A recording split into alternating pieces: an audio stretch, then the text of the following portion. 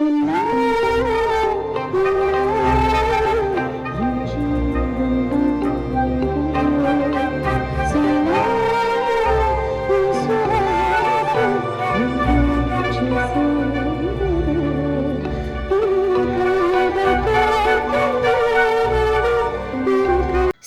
And GV Prakash 2 பேரும் விவாகரத்து பெற்று பிரிஞ்சதுக்கு அப்புறமா அடிக்கடி பொது நிகழ்ச்சிகளில் ஒன்றா கலந்துக்கிட்டு தான் இருக்காங்க. அந்த மாதிரி ரீசெண்டாக கூட ஒரு கான்சர்ட்டில் கலந்துக்கிட்டு 2 பேரும் பாடியிருந்தாங்க.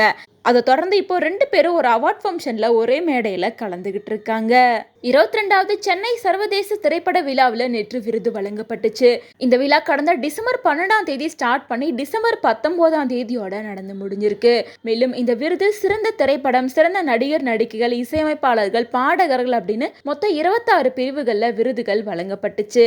அந்த வகையில் அமரன் படத்தோட பெஸ்ட் மியூசிக் டைரக்டர் அப்படின்ற அவார்டை ஜிவி பிரகாஷ்க்கு கொடுத்திருந்தாங்க. ஜிவி பிரகாஷ் ஸ்டேஜில் ஏறி அவார்டை வாங்க போகும்போதுல இருந்து அவர் கீழே இறங்கி வர வரைக்கும் சைந்தவி ரொம்ப எமோஷனலா கண்டினியூஸா கிளாப் பண்ணிக்கிட்டே தான் இருந்தாங்க.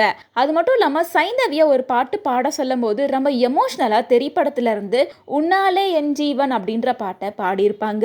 மேலும் இந்த பாட்டை பாடிட்டு இருக்கும் போது ஜிவி பிரகாஷை ஃபோக்கஸ் பண்ணும்போது அவர் கொஞ்சம் எமோஷனல் ஆகிற மாதிரி தான் இருந்துச்சு. அது மட்டும் இல்லாம சைந்தவியும் இந்த பாட்டை ரொம்ப எமோஷனலா பாடியிருந்தாங்க. மேலும் சைந்தவி இந்த சாங்கை பாடுறதுக்கு காரணம் ஜிவி பிரகாஷோட சக்சஸ்க்காக தான் அப்படின்னு சொல்லிட்டு பலருமே சைந்தவி பாடுற இந்த வீடியோவை ஷேர் பண்ணிட்டு வராங்க. இன்னொரு பக்கம் இதுக்கு முன்னாடி கான்சர்ட்ல சைந்தவி அண்ட் ஜிவி பிரகாஷ் 2 பேருமே சேர்ந்து பிறை தேடும் இரவு நிலை சாங்க பாடியிருப்பாங்க. இந்த சாங் 2 பேத்துக்குமே பர்சனலா கனெக்ட் ஆன சாங் தான். நிறைய இடத்துல இந்த சாங்க ஒருத்தருக்காக ஒருத்தர் மாத்தி மாத்தி டெடிகேட் பண்ணிட்டு இருந்தாங்க.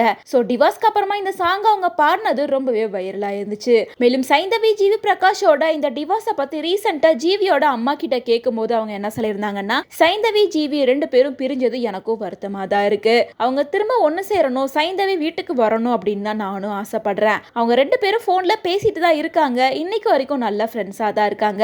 திரும்ப சேருவாங்கன்னு நம்ம எல்லாரும் நம்பலாம் அப்படின்ற மாதிரி சொல்லியிருக்காங்க.